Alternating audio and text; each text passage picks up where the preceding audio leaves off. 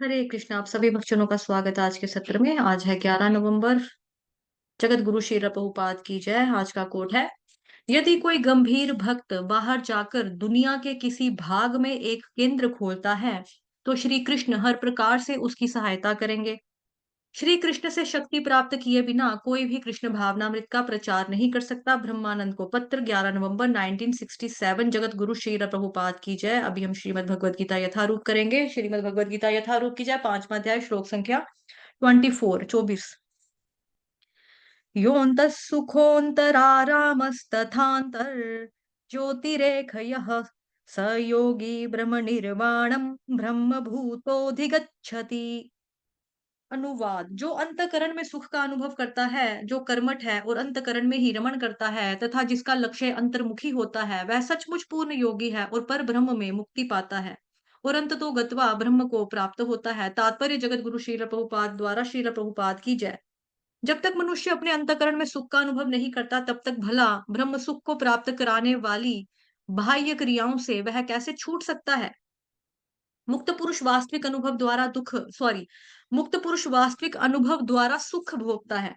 अतः वह किसी भी स्थान में मौन भाव से बैठकर अंतकरण में जीवन के कार्यकलापों का आनंद लेता है। ऐसा मुक्त पुरुष कभी बाह्य भौतिक सुख की कामना नहीं करता। यह अवस्था ब्रह्मभूत कहलाती है, जिसे प्राप्त करने पर भगवत धाम जाना निश्चित है। जगत गुरु श्रील प्रभुपाद की जय।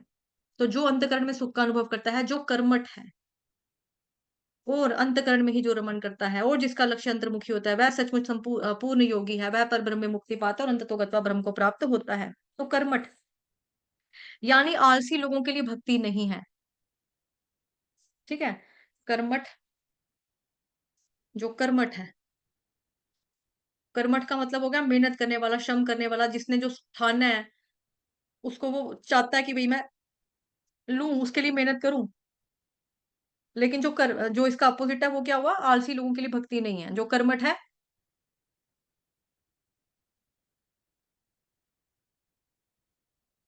अंतकरण में ही जो रमण करता है।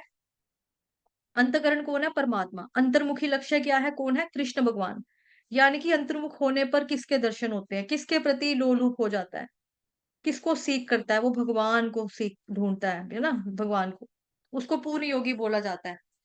वह पर ब्रह्म में मुक्त हो पाता है और अंतो गत्वा ब्रह्म को प्राप्त होता है। अंतर्मुखी का मतलब है कि उसकी चेतना अब इंद्रिय विषयों के पीछे नहीं भागती।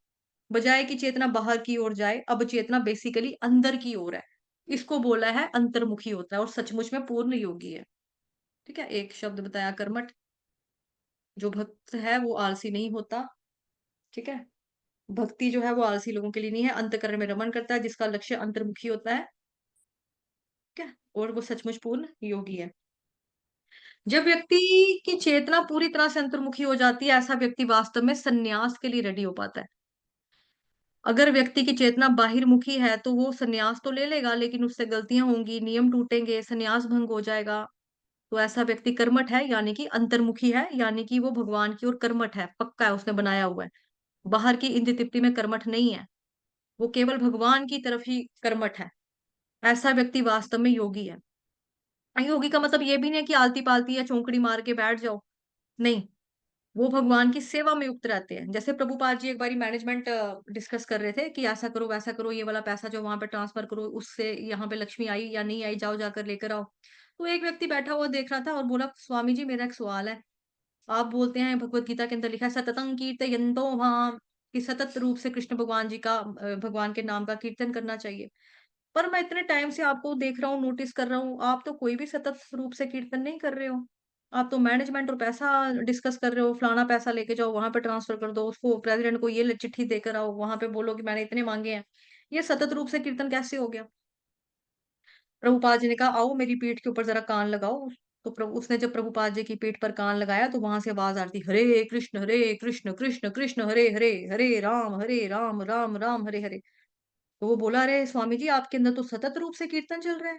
ये तो बाहर से मैनेजमेंट करते दिखाई दे रहे हो आप, पर सतत रूप से तो कीर्तन ही कर रहे हैं आप। तो भगवान जी का जो भक्त भी कर्मठ होता है, यानी कि भगवान की सेवा कर रहा होता है, पर अंदर ही अंदर भगवान के प्रति भगवान का नाम भी वो ले रहा होता है, भगवान पर मेडिकेट मेडिटेट भी वो कर रहा होता है।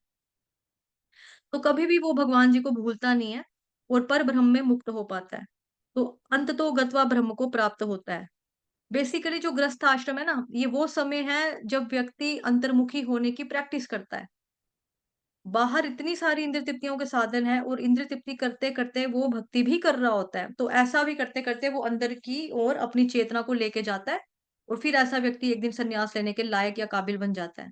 तो बेसिकली गृहस्थ आश्रम एक तरह का प्लेटफ़ॉर्म, एक तरह का फ़ेज़ है, एक ऐसा जगह है, एक ऐसा स्थान है जहाँ पर हम अंतर्मुखी होने का अभ्यास करते हैं। ऐसा नहीं है कि गृहस्थाश्रम में लोग मतलब जितना भोग करो, करो, करो जितना हो सके, सन्यास के टाइम पे सन्यास की देखी जाएगी, नहीं।